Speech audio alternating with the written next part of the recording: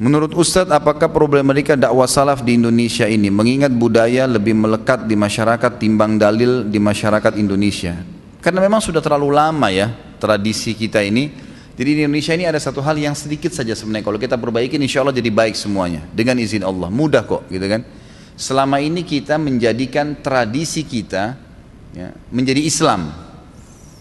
Tradisi suku ini, tradisi suku itu dimasukkan ke Islam. Seperti ada tradisi orang-orang di Indonesia, suku-suku tertentu sebelum masuk Islam mungkin mereka terbiasa dengan ilmu-ilmu hitam, ilmu sihir.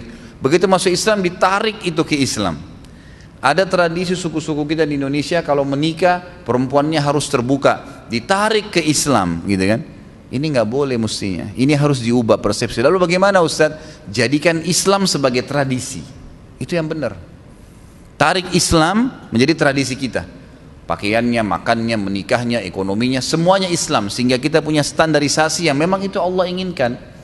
Kita berada di Afrika, berada di Eropa, berada di Jazirah Arab, sama saja. Haram babi ya haram bagi semua muslim, dari turunan manapun gitu kan. Azan, masuk waktu sholat, semuanya sholat dan sama cara sholatnya. Sama, bukan Jazirah Arab subuhnya 3 misalnya, Indonesia 2, enggak.